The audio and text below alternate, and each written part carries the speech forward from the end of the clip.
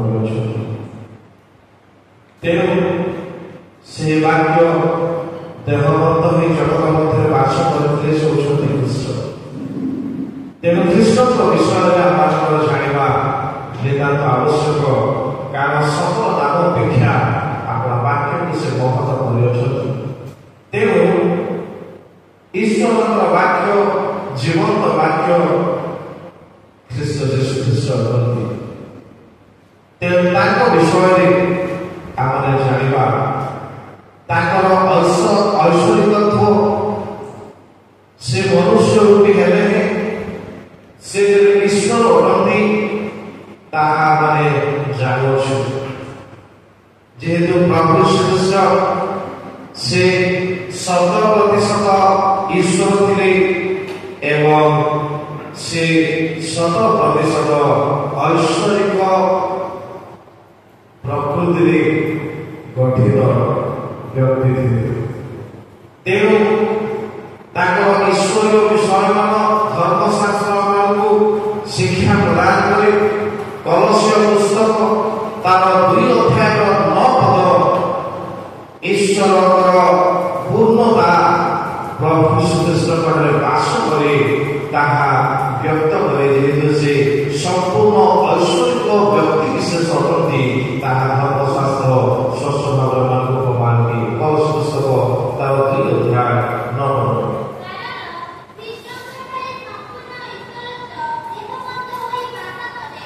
ଦେଖନ୍ତୁ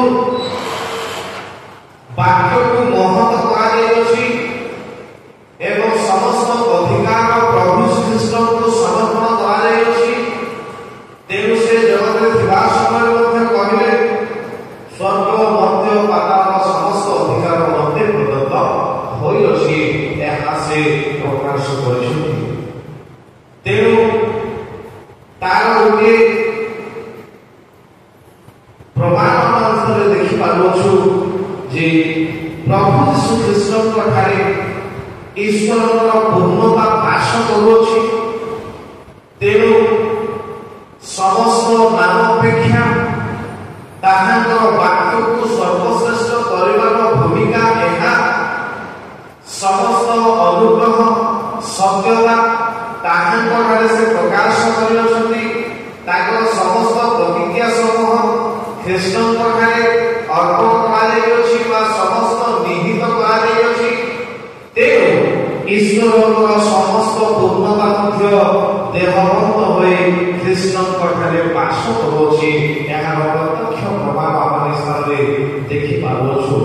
ସେଥିପାଇଁ ପ୍ରଭୁ ଶ୍ରୀକୃଷ୍ଣଙ୍କୁ ଉନ୍ନତ ସ୍ଥାନ ପ୍ରଦାନ କରାଯାଇଅଛି ଏବଂ ଖ୍ରୀଷ୍ଟଙ୍କ ଠାରେ ଈଶ୍ୱରଙ୍କର ସମସ୍ତ ପୂର୍ଣ୍ଣତା ବାସ କରିବାର ପ୍ରମାଣ ମଧ୍ୟ ଧର୍ମଶାସ୍ତ୍ରମାନଙ୍କୁ ପ୍ରକାଶ କରେ। ଆଉ ସେ 100% ଈଶ୍ୱର ଅଟନ୍ତି। ଠିକ୍ ସେ ପ୍ରକାର ଭାବରେ ସେ 100% ମନୁଷ୍ୟ ଭାବରେ ମଧ୍ୟ ମନୁଷ୍ୟମାନଙ୍କ ସମିତରେ ମନୁଷ୍ୟମାନଙ୍କ ପରି ଜଗତ ମଧ୍ୟରେ ଜୀବନ ଅତିବାହିତ କଲେ, କିନ୍ତୁ ପାପ ବିହୀନ ଜୀବନ ତାଙ୍କର ଥିଲା। ମନୁଷ୍ୟମାନଙ୍କ ପରି ପାପ ପୂର୍ଣ୍ଣ ତାଙ୍କଠାରେ ନଥିଲା। ସେ ନିଷ୍ପାପୀ ଥିଲେ ଏବଂ ସେ ମନୁଷ୍ୟ ରୂପୀ ଈଶ୍ୱର ଥିଲେ। ତାଙ୍କ ଧର୍ମଶାସ୍ତ୍ର ଆମ ନିକଟରେ ପ୍ରକାଶ କରାଯାଏ ଏବଂ ସେ ଆଉ ଏଭ୍ୟ ପତ୍ର ତାର 4 ଅଧ୍ୟାୟ 15 ପଦ।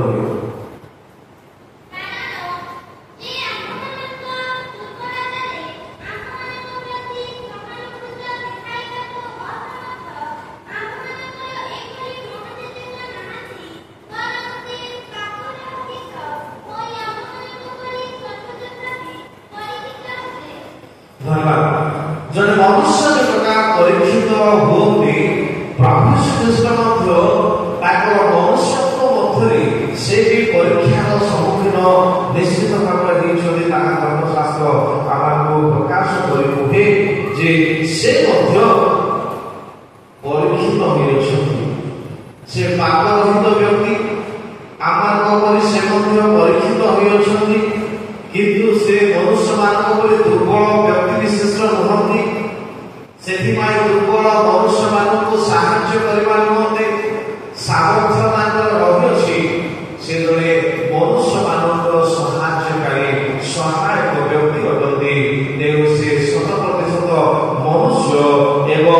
ଜଗତର ମନୁଷ୍ୟ ମାନଙ୍କ ଭଳି ତାଙ୍କ ଶରୀର ରହିଲା ଏବଂ ସେ ରକ୍ତ ମାଂସ ଶରୀର ବିଶିଷ୍ଟ ହୋଇ ମନୁଷ୍ୟ ମାନଙ୍କ ସହିତରେ ବାସ କଲେ। ଏହା ଧର୍ମଶାସ୍ତ୍ର ପ୍ରକାଶ କରେ, ଯାହା ଜନ୍ମ ନିମିତ୍ତ ସୁସମାଚାର 1 ଅଧ୍ୟାୟ 14 ପଦ ପ୍ରକାଶ କରେ ଯେ ଈଶ୍ୱରଙ୍କର ବାକ୍ୟ ତାହା ଦେହବଦ୍ଧ ହେଲେ ଏବଂ ମନୁଷ୍ୟ ମାନଙ୍କ ସହିତରେ ବାସ କଲେ। ତାହାର ପ୍ରତ୍ୟକ୍ଷ ପ୍ରମାଣ ଆମେ ପାଇପାରୁଛୁ ଯେ ପ୍ରଭୁ ଶ୍ରୀକୃଷ୍ଣ ସେ ଜଣେ ମନୁଷ୍ୟ ରୂପୀ ପରମେଶ୍ୱର ଥିଲେ। ମନୁଷ୍ୟ ସଦୃଶ ତାଙ୍କର ସମସ୍ତ କର୍ତ୍ତବ୍ୟ ରହିଥିଲା। ମନୁଷ୍ୟ ଭାବରେ ଜଗତ ମଧ୍ୟରେ ସେ ଜୀବନ ଯାପନ କଲେ, କିନ୍ତୁ ପ୍ରଭୁ ଶ୍ରୀକୃଷ୍ଣ ମନୁଷ୍ୟ ହେଲେ ସେ ତାଙ୍କ ଜୀବନ ମଧ୍ୟରେ ପାପ ଶୂନ୍ୟତା ତାଙ୍କର ରହିଲା। ସେ ନିଷ୍ପାପୀ ବ୍ୟକ୍ତି ଥିଲେ ଆଉ ତାଙ୍କର କୌଣସି ପାପର ଲେଶ ନଥିଲା, କାରଣ ଯୀଶୁ ଖ୍ରୀଷ୍ଟ ତାଙ୍କର ଜଗତର ଜୀବନ ମଧ୍ୟରେ ସେ ଜଣେ ପରଫେକ୍ଟ ମନୁଷ୍ୟ ଥିଲେ ଆଉ ନିର୍ବନ୍ଧ ବ୍ୟକ୍ତି ଥିଲେ। ନିଷ୍ପାପ ଜୀବନ ଯାପନ ତାଙ୍କର ଥିଲା, ତାହା ଧର୍ମଶାସ୍ତ୍ର ମାନଙ୍କୁ ପ୍ରକାଶ କରେ। ସେ ମନୁଷ୍ୟ ମାନଙ୍କ କରିଥିଲେ ହେ ମନୁଷ୍ୟ ମାନଙ୍କ ପରି ପାପ ମଧ୍ୟରେ ବା ପାପର ବଶବର୍ତ୍ତୀ ମଧ୍ୟ ସେ ନଥିଲେ। ଦ୍ୱିତୀୟ କରୋନ୍ଥୀ ପୁସ୍ତକ ତାର 5 ଅଧ୍ୟାୟ 21 ପଦ।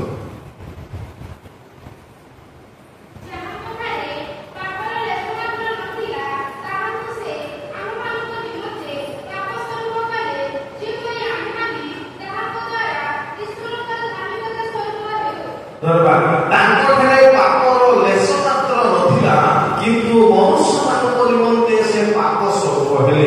ଅର୍ଥାତ୍ ମନୁଷ୍ୟ ମାନଙ୍କୁ ଧାର୍ମିକତା ପ୍ରଦାନ କରିବା ନିମନ୍ତେ ସେ ପାପ ସ୍ୱରୂପ ହେଲେ ଏବଂ ସେ ମନୁଷ୍ୟ ମାନଙ୍କୁ ଧାର୍ମିକ ଗଣିତ କଲେ ଏବଂ ସେ ନିଷ୍ପାପୀ ହେଲେ ମଧ୍ୟ ପାପୀ ବୋଲି ଗଣିତ ହୋଇଅଛନ୍ତି। ପ୍ରଥମ ପିତର 2 ଅଧ୍ୟାୟ 22 ପଦ ପ୍ରକାଶ କରେ ଯେ ତାଙ୍କର କୌଣସି ପାପ କିମ୍ବା କୌଣସି ଦୋଷ ନଥିଲା।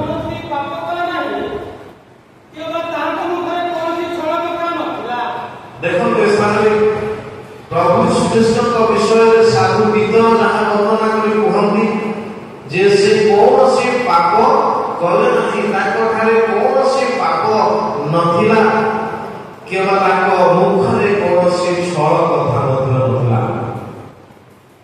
ତେଣୁ ସେ ମନୁଷ୍ୟ ରୂପୀ ପରମେଶ୍ୱର ଥିଲେ। ମନୁଷ୍ୟ ଭାବରେ ଜଗତରେ ଜନ୍ମଗ୍ରହଣ କରିଥିଲେ।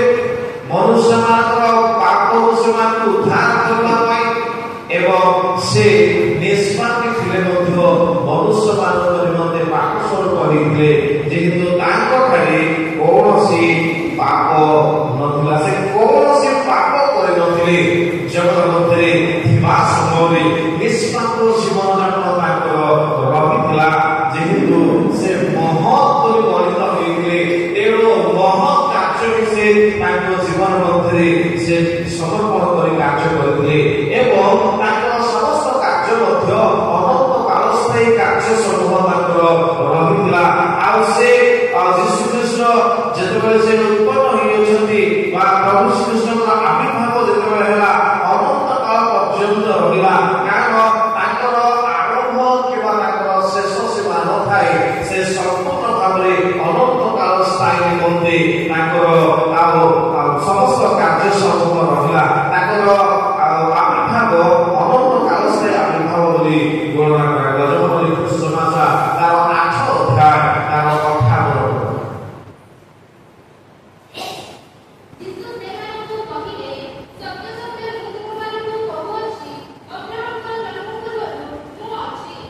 ଦେଖନ୍ତୁ ପ୍ରଭୁ ଶ୍ରୀକୃଷ୍ଣଙ୍କର ଆବିର୍ଭାବ ବିଷୟ ଯେତେବେଳେ ସେ ପ୍ରକାଶ କରୁଛନ୍ତି, ଶିଷ୍ୟମାନଙ୍କୁ ସେ କହିଲେ ଯେ ଅବ୍ରାହ୍ମଙ୍କ ଜନ୍ମ ପୂର୍ବରୁ ତାଙ୍କର ଉପସ୍ଥିତି ରହିଅଛି, କାରଣ ସେ ମଧ୍ୟ ଆଦି ଏବଂ ଅନ୍ତ ପରମେଶ୍ୱର ଅଟନ୍ତି, ଆରମ୍ଭ ଏବଂ ଶେଷ। ତେଣୁ ତାଙ୍କର ପ୍ରାରମ୍ଭ କିମ୍ବା ତାଙ୍କର ଶେଷ ସୀମା ନାହିଁ। ଯେହେତୁ ସେ ଅନନ୍ତ ଅଟନ୍ତି ବା ଅନନ୍ତ କାଳୀନ ବ୍ୟକ୍ତି ଅଟନ୍ତି, ତାହା ଯୀଶୁ ନିଜେ ଜଗତରେ ଥିବା ସମୟରେ ପ୍ରକାଶ କରିଅଛନ୍ତି ଏବଂ ପ୍ରକାଶ ପୁସ୍ତକ 1 ଅଧ୍ୟାୟ 8 ପଦ ମଧ୍ୟ ପ୍ରକାଶ କରେ ସେ ହିଁ ଆଲଫା ଏବଂ ସେ ଓମେଗା ଅଟନ୍ତି।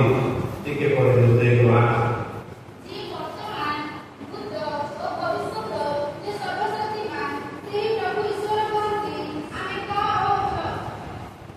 ପ୍ରଭୁ ଶ୍ରୀକୃଷ୍ଣଙ୍କ ବିଷୟରେ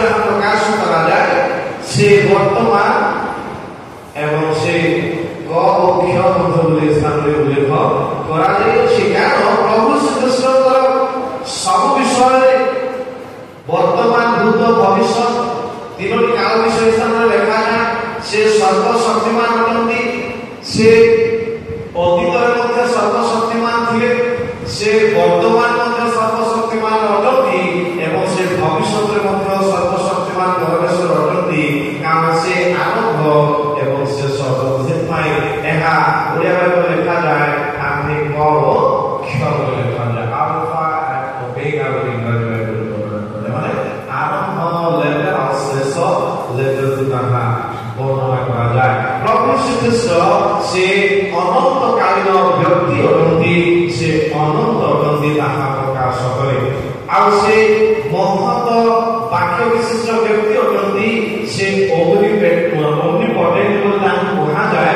ସର୍ବଶକ୍ତିମାନ ପରମେଶ୍ୱର ଅଟନ୍ତି, ଯେହେତୁ ସମସ୍ତ ଶକ୍ତି ସାମର୍ଥ୍ୟ ଆଉ ପରମେଶ୍ୱରଙ୍କର ଯାହା ତାହା ପ୍ରଭୁ ଶ୍ରୀକୃଷ୍ଣଙ୍କର ଅଟେ। ତେଣୁ ମାତୃ ତାର 28 ଅଧ୍ୟାୟ 8 ପଦରେ ସେ କୁହନ୍ତି ସ୍ୱର୍ଗ ମଧ୍ୟ ପାତାଳ ସମସ୍ତ ଅଧିକାର ମତେ ପ୍ରଦତ୍ତ ହୋଇଅଛି। ଅର୍ଥାତ୍ ସେ ଶିଷ୍ୟମାନଙ୍କୁ ମହାନ ଆଦେଶ ଦେଇ ସୁସମାଚାର ଘୋଷଣା କରିବା ପୂର୍ବରୁ ଏହି କଥା ସେମାନଙ୍କୁ ପ୍ରକାଶ କରିଥିଲେ ଯେ ସମସ୍ତ ଅଧିକାର ତାଙ୍କୁ ପ୍ରଦତ୍ତ କରାଯାଇଅଛି। ତେଣୁ ଏପ୍ରିଲ ପତ୍ର 1 ଅଧ୍ୟାୟର 3 ପଦରେ ପାଠ କରିସାରିଛୁ।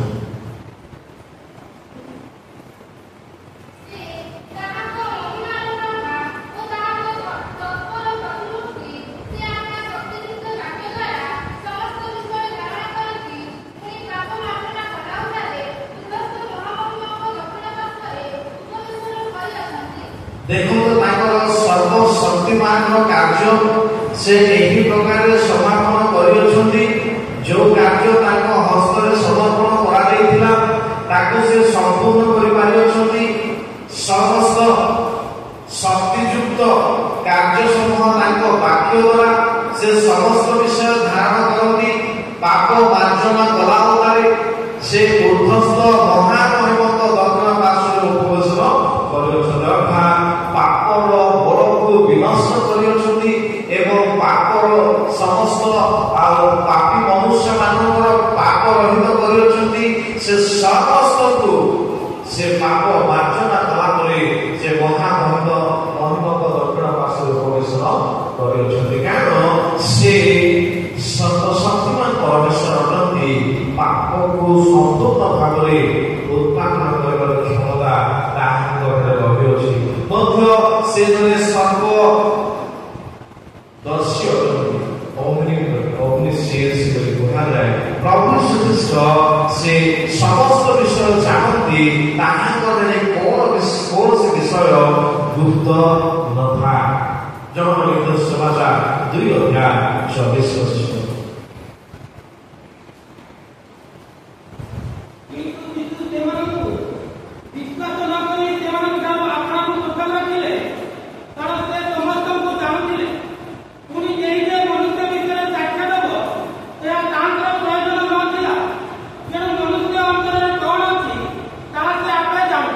ଦେଖନ୍ତୁ ପ୍ରଭୁ ଶ୍ରୀକୃଷ୍ଣ ସର୍ବଦର୍ଶୀ ଥିଲେ, ସବୁ ବିଷୟ ଜାଣିପାରୁଥିଲେ, ସବୁ ବିଷୟ ବୁଝିପାରୁଥିଲେ।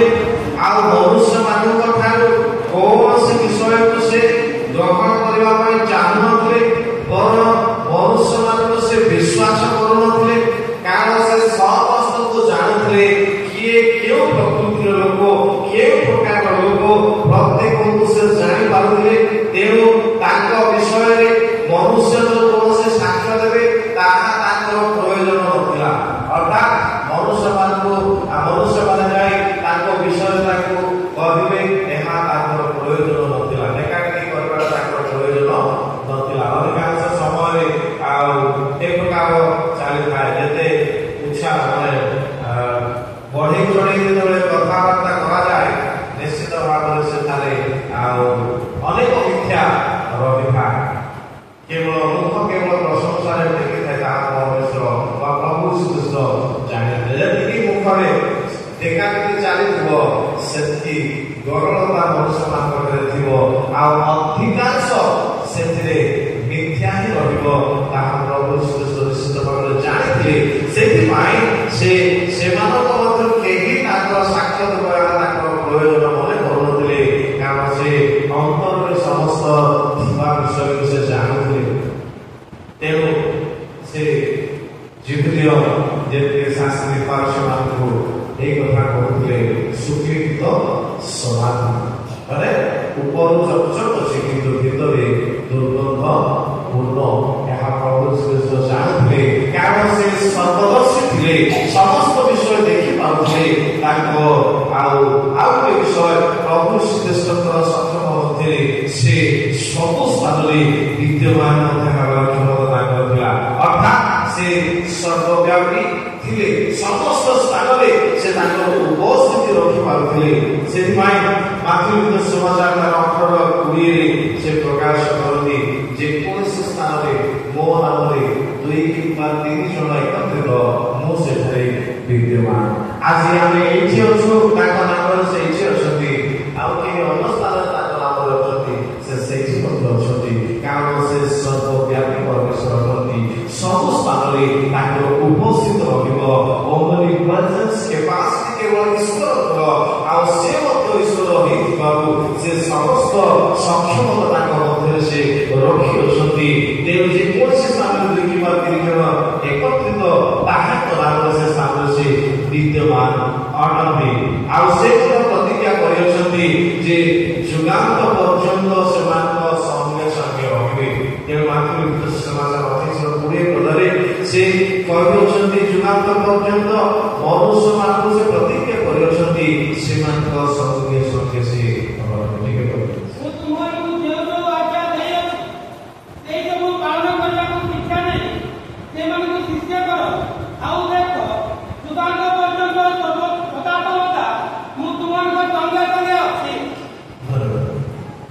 যুগান্ত পর্যন্ত সঙ্গে সঙ্গে দিবার প্রতিজ্ঞা হিসাবে প্রকাশ করছেন। সে মনুষ্য এবং সে ঈশ্বর। তেଣୁ ମନୁଷ୍ୟ ଭାବରେ ମନୁଷ୍ୟମାନଙ୍କର ପାପକୁ ଉଦ୍ଧାର କରିବା ନିମନ୍ତେ ନିଷ୍ପାପୀ ହେଲେ ସୁଦ୍ଧା ପାପୀ ବୋଲି ଗଣିତ ହେଲେ, ତାଙ୍କର କୌଣସି ପାପର ଲେଶ ନଥିଲା ବୋଲି ବାକ୍ୟ ପ୍ରକାଶ କରି ମଧ୍ୟ ସେ ମନୁଷ୍ୟମାନଙ୍କୁ ଉଦ୍ଧାର କରିବା ପାଇଁ ସକ୍ଷମ ପରମେଶ୍ୱର। ଯେକୌଣସି ସ୍ଥାନରେ ତାହାଙ୍କୁ ଆକାଂକ୍ଷା କରାଯାଏ, ସେହି ସ୍ଥାନରେ ପରମେଶ୍ୱର ବିଦ୍ୟମାନ ବା ପ୍ରଭୁ ଶ୍ରୀକୃଷ୍ଣ ବିଦ୍ୟମାନ ହେଇପାରିବେ। ଆଉ ସେଇ ସାମର୍ଥ୍ୟ ତାଙ୍କଠାରେ ରହିଅଛି। ଯୁଗାନ୍ତ ପର୍ଯ୍ୟନ୍ତ ଯେଉଁମାନେ ତାଙ୍କ ବାକ୍ୟ ପାଳନ କରନ୍ତି ସେମାନଙ୍କର ସଙ୍ଗେ ସଙ୍ଗେ ରହିବାର ପ୍ରତିଜ୍ଞା ପ୍ରଭୁ ଶ୍ରୀକୃଷ୍ଣ କରୁଅଛନ୍ତି। କାରଣ ସେ ସର୍ବସ୍ଥାନରେ ରହିବା ପାଇଁ, ସବୁ ସମୟରେ ରହିବା ପାଇଁ ସକ୍ଷମ ପରମେଶ୍ୱର ଅଟନ୍ତି। ମଧ୍ୟ ଈଶ୍ୱରଙ୍କୁ ଯେ ପ୍ରକାର ପ୍ରେମ ବୋଲି ଆଖ୍ୟା ଦିଆଯାଏ, ଖ୍ରୀଷ୍ଟ ମଧ୍ୟରେ ପ୍ରେମ, ଈଶ୍ୱରୀୟ ପ୍ରେମ ତାହାଙ୍କଠାରେ ହିଁ ଆମମାନଙ୍କ ମଧ୍ୟରେ ପ୍ରକାଶିତ ହୋଇପାରିଅଛି। ଯେତେବେଳେ ପ୍ରଭୁ ଶ୍ରୀକୃଷ୍ଣଙ୍କୁ ସେ ଦାନ କରୁଅଛନ୍ତି, ଆମମାନଙ୍କ ସମସ୍ତଙ୍କର ପରିଚୟ ଅଂଶ ବା ମୁଖସ୍ଥ ପଦ ତାହା ଈଶ୍ୱର ଜଗତକୁ ପ୍ରେମ କଲେ ଏବଂ ଆପଣା ଅଦ୍ୱିତୀୟ ପୁତ୍ରକୁ ଦାନ କଲେ। ଅର୍ଥାତ୍ ତାଙ୍କ ପ୍ରେମର ପ୍ରକାଶ କୃଷ୍ଣଙ୍କ ମାଧ୍ୟମରେ ସଫଳ କରିଥିଲେ ପ୍ରଭୁ ଶ୍ରୀକୃଷ୍ଣଙ୍କ ମାଧ୍ୟମରେ ଈଶ୍ୱର। ତେଣୁ ପ୍ରଭୁ ଶ୍ରୀକୃଷ୍ଣ ପ୍ରେମର ପ୍ରତୀକ ଅଟନ୍ତି। ଜଗନ୍ନାଥ ସମାଚାର ସେ 15:13 ପ୍ରକାଶ କରାଯାଏ, ସେ କରିଥିବା ପ୍ରେମ ତୁଲ୍ୟ ଜଗତ କେହି ମଧ୍ୟ ପ୍ରେମ କରିପାରିବେ।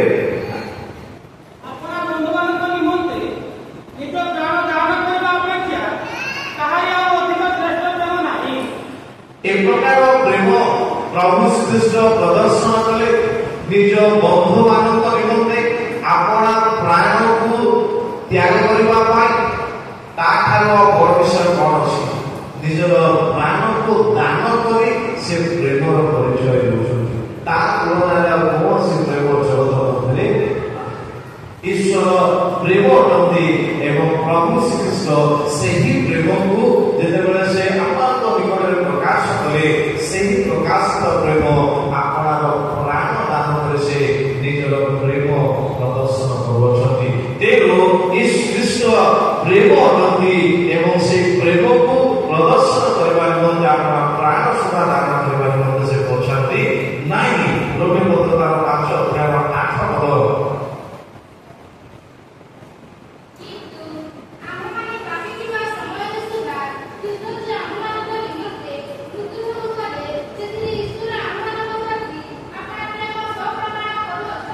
ଈଶ୍ୱର ଆପଣାର ପ୍ରେମ को प्रमाण करने निमंते ख्रीष्ट को प्रदान करथिले आ मनुष्य माने पापी थिबा समय रे से सेमान को निमंते अपना प्राण प्रदान करे सेमान को ध्यान करबार होछन अर्थात से मृत्यु भोग करोछन्ती एवं निजर प्रेम को प्रमाण देउछन्ती एही प्रकार प्रेम ख्रीष्ट प्रेम अपना प्राण दान करे अपना जीवन को दे निजे मृत्यु भोग करे निजर प्रेम को प्रमाण करोछन्ती कारण से होछन्ती प्रेम ईश्वर प्रेम अटंती एवं ख्रीष्ट द्वारा अपना प्रेम को से प्रकाश करेछन्ती एवं ख्रीष्ट अपना उत्सर्ग करे निजर प्रेम से प्रकाश करेछन्ती तेणु ताहार प्रेम एवं ताहार सत्यता आमर जीवन निमंते अनेक कार्य स्थापन कर आसी दया एवं अनुग्रह आम निमंते यथेष्ट परिमाण से रखी एवं 4 अध्याय 16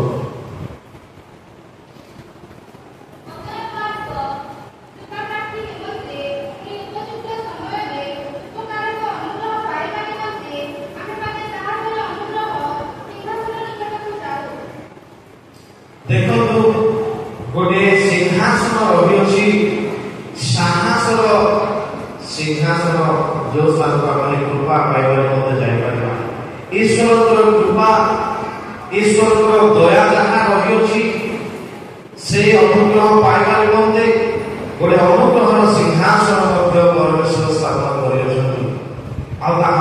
श्रेष्ठ अटंती तेणु से दया सिंहासन निकट को कृपा पाइबा व्यक्ति निश्चित भाव में अनुग्रह पाइबा से स्थान को जीवा निहाती आवश्यक कारण तांकठारे दया रही एवं अनुग्रह रही अनुग्रह सिंहासन में कृपा से प्रदान करेंगे से जगत बंधु को से आगमन कर समस्त नाम अपेक्षा सर्वोत्कृष्ट नाम ये प्रदान करागला जेहेतु जो समस्त कथित वाक्य जो समस्त प्रचारित वाक्य जो समस्त व्यवस्था जो समस्त भाववाणी जो समस्त गीत पुस्तक ए समस्त सफलता कृष्ण ही एकमात्र व्यक्ति थे तेणु से वाक्य ईश्वर ए समस्त धारण करछन्ती एवं से महत व्यक्ति होछन्ती एवं महत कार्य मध्य से स्थापन करूछन्ती ताकर भरोसा ताको ऊपर करा जाय परिबो कारण से सत्यता विशिष्ट व्यक्ति अटंती से सत्य अटंती ताका जगत विविध समाचार मध्य प्रकाश करे 14 अध्याय तार 6 पद प्रकाश करे जे मुपथ वो सत्य और जीवन अर्थात प्रभु श्रीकृष्ण से सत्य व्यक्ति अटंती ताहारे सत्य रही तेणु से सत्य जो मानकठारे रम्य अछि सेमाने केबे मध्य अंधकार रे भ्रमित हेबे नाही कारण ख्रीष्ट सत्य होती एवं ख्रीष्ट को धारण करबा व्यक्तिको जीवन मध्य समृद्धि सुनिश्चित भाବରେ जगत मध्य रहिबो तेणु से पवित्र व्यक्ति अछंती से सत्य अछंती एहा धर्मशास्त्र प्रमाण सहित प्रकाश करे प्रकाश पुस्तक तार 3 अध्याय 7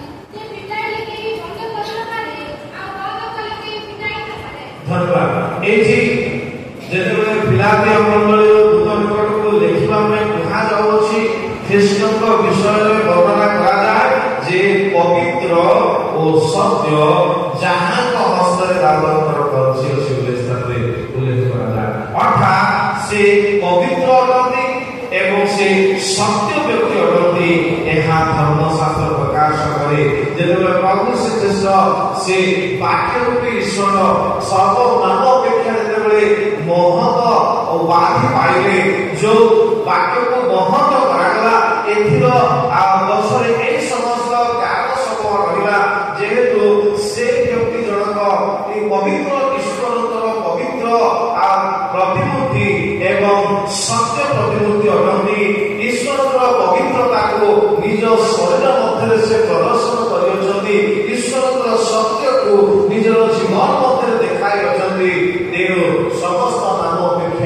ସେ ସମସ୍ତ ଯାକ ଉନ୍ନତ ହେଲେ ହିଁ ଖ୍ରୀଷ୍ଟଙ୍କ ଅର୍ଥାତ୍ ବାକ୍ୟକୁ ମହତ୍ଵ କରାଯାଇଅଛି। କାରଣ ଏହି ସମସ୍ତ କ୍ୱାଲିଟି ଯାହା ଈଶ୍ୱରଙ୍କର ରହିଅଛି ସେ ସମସ୍ତ କ୍ୱାଲିଟି ନିଜ ଜୀବନ ମଧ୍ୟରେ ସେ ପ୍ରଦର୍ଶନ କରାଇଅଛନ୍ତି ବା କାର୍ଯ୍ୟକାରିତା କରାଇ ଆମମାନଙ୍କ ସମ୍ମୁଖରେ ରଖିଅଛନ୍ତି ଏବଂ ଈଶ୍ୱରଙ୍କର ଧାର୍ମିକତା ତାହାଙ୍କ ଜୀବନ ଶୈଳୀରେ ସେ ନିଶ୍ଚିତ ଭାବରେ ପ୍ରଦର୍ଶନ କରିଅଛନ୍ତି। ଯେହେତୁ ସେ ଜଣେ ଧାର୍ମିକ ଜୀବନଯାପନ କରୁଥିବା ଜଣେ ବ୍ୟକ୍ତି ଅଟନ୍ତି। ପ୍ରଥମ ଜୀବନ ତାର 2:1।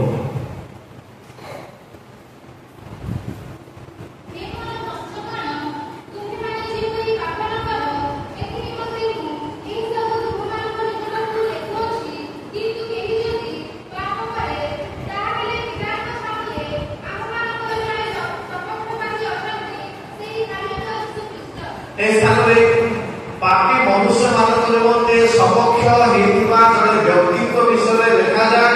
ସେ ଧାର୍ମିକ ଅଟନ୍ତି, ସେ ଜଣେ ବ୍ୟକ୍ତି ଅଟନ୍ତି, ସପକ୍ଷ ମାଧ୍ୟମରେ ଲେଖା ଅଛି ଏବଂ ସେ ଧାର୍ମିକ ଯୀଶୁ ଖ୍ରୀଷ୍ଟ ବୋଲି ମଧ୍ୟ ଉଲ୍ଲେଖ କରାଯାଉଛି। ସେ ଜଣେ ଧାର୍ମିକ ବ୍ୟକ୍ତି ଅଟନ୍ତି, ତାଙ୍କଠାରେ ପାପର ଲେଶ ନଥିଲା, ସେ ଜଣେ ଧର୍ମ ଜୀବନଯାପନ କରୁଥିବା ବ୍ୟକ୍ତି ଅଟନ୍ତି। ସେଥିପାଇଁ ତାଙ୍କ ବିଷୟରେ ଯେତେବେଳେ ଜୋହନ ତାଙ୍କ ପତ୍ର ମଧ୍ୟରେ ଉଲ୍ଲେଖ କରନ୍ତି ସେ ଏ ପ୍ରକାର ଏକ ସପକ୍ଷବାଦୀ ଅଛନ୍ତି ଯେ ମନୁଷ୍ୟମାନଙ୍କ ସପକ୍ଷରେ କଥା କୁହନ୍ତି। ସେ ଜଣେ ଧାର୍ମିକ ଅଟନ୍ତି, ସେ ଯୀଶୁ ଖ୍ରୀଷ୍ଟ ଅଟନ୍ତି। ଏହା ପ୍ରକାଶ କଥା ଈଶ୍ୱରଙ୍କର ଧାର୍ମିକତା ଖ୍ରୀଷ୍ଟଙ୍କ ଦ୍ୱାରା ଆମମାନଙ୍କ ଜୀବନ ମଧ୍ୟରେ ପ୍ରକାଶ କରିବା ନିମନ୍ତେ ଖ୍ରୀଷ୍ଟଙ୍କୁ ପ୍ରେରଣ କରାଗଲା ଏବଂ ଉନ୍ନତ ମଧ୍ୟ କରାଯାଇଅଛି। ପୁସ୍ତକ ତାର 3:14।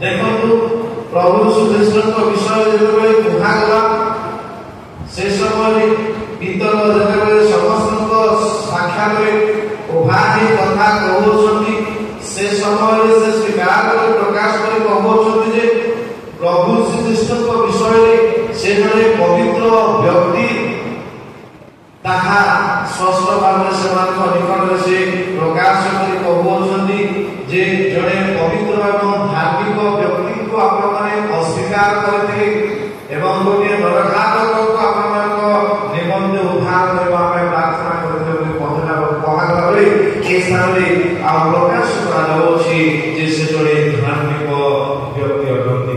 ପ୍ରଭୁ ଯୀଶୁଖ୍ରୀଷ୍ଟ ଧାର୍ମିକ ବ୍ୟକ୍ତି ଅଟନ୍ତି ଏବଂ ସେ ମଧ୍ୟ କୌଣସି ପ୍ରକାରେ ପରିବର୍ତ୍ତନୀୟ ବ୍ୟକ୍ତି ନୁହନ୍ତି। ତାଙ୍କର କୌଣସି କାଳେ ପରିବର୍ତ୍ତନର ବିଷୟ ହେବ ନାହିଁ। ସେ କାଲି ଆଜି ଏବଂ ସବୁବେଳେ ସେ ସମାନ ପରମେଶ୍ୱର ଅଟନ୍ତି। ଯାହା ପ୍ରକାଶ କରେ ପ୍ରଭୁ ଯୀଶୁଖ୍ରୀଷ୍ଟ ଗତକାଲି କିମ୍ବା ଆଜି କିମ୍ବା ଆସନ୍ତା କାଲି ସେ ସମାନ ଅଟନ୍ତି। ସେ ଆପଣଙ୍କ ବାକ୍ୟକୁ ପରିବର୍ତ୍ତନ କରିବେ ନାହିଁ କିମ୍ବା ନିଜେ ପରିବର୍ତ୍ତିତ ହେବେ ନାହିଁ। ସେ ଯାହା ଅଛନ୍ତି ସେହି ପ୍ରକାର ଅଛନ୍ତି। ସେ ଧାର୍ମିକ, ସେ ପବିତ୍ର, ସେ ନିଷ୍କଳଙ୍କ, ସେ ନିଷ୍ପାପୀ ଏବଂ ତାଙ୍କଠାରେ ଈଶ୍ୱରଙ୍କର ପୂର୍ଣ୍ଣତା ବାସ କରେ।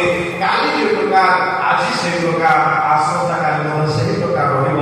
କାରଣ ସେ ପରିବର୍ତ୍ତନୀୟ ବ୍ୟକ୍ତି ନୁହନ୍ତି। ଯାକୋବ ପୁସ୍ତକ ତାର 1:17।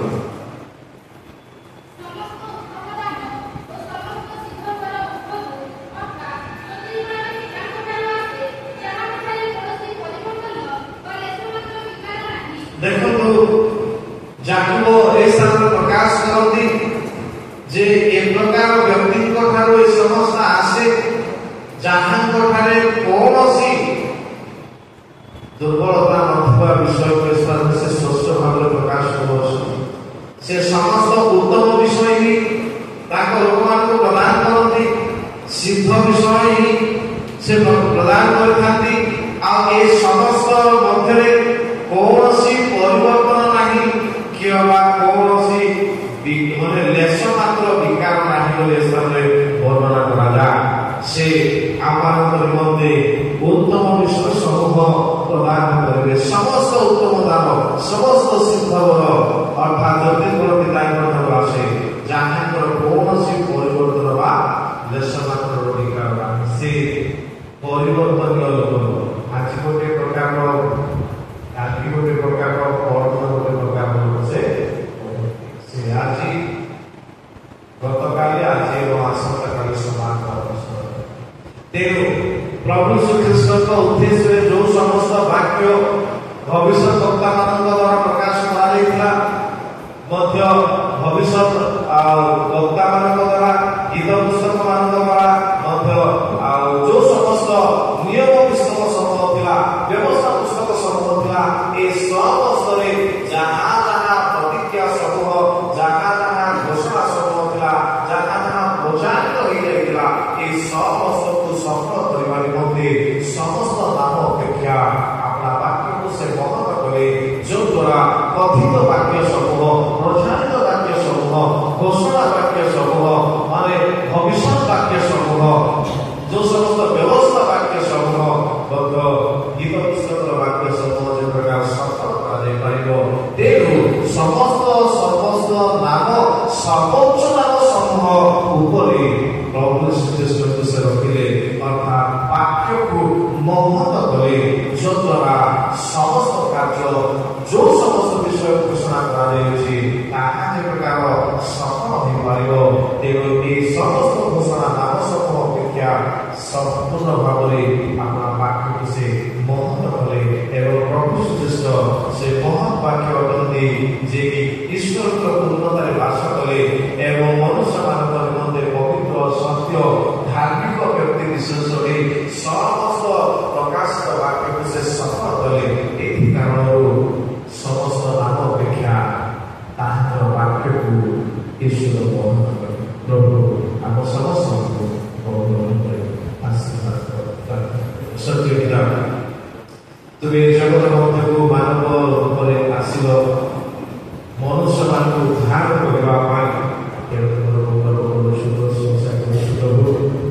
ଈଶ୍ୱର ହେଲେ ପ୍ରଭୁ ତୁମଠାରେ କୌଣସି ପାପ ନଥିଲେ ହିଁ ମନୁଷ୍ୟମାନଙ୍କୁ ଉଦ୍ଧାର କରିବା ନିମନ୍ତେ ପାପ ସ୍ୱରୂପ ହେଲ ଏବଂ ଆମକୁ ଉଦ୍ଧାର ପଥ ଦେଇ ପୁତ୍ରତ୍ୱ ଅଧିକାରର ସମସ୍ତ ପ୍ରତିଜ୍ଞା ସମୂହକୁ ତୁମଠାରେ ନ୍ୟସ୍ତ କରାଯାଇଥିଲା, ଯେ ସମସ୍ତଙ୍କୁ ସଫଳ କରିବା ପାଇଁ ମହାନ କାର୍ଯ୍ୟ ସାଧନ କର।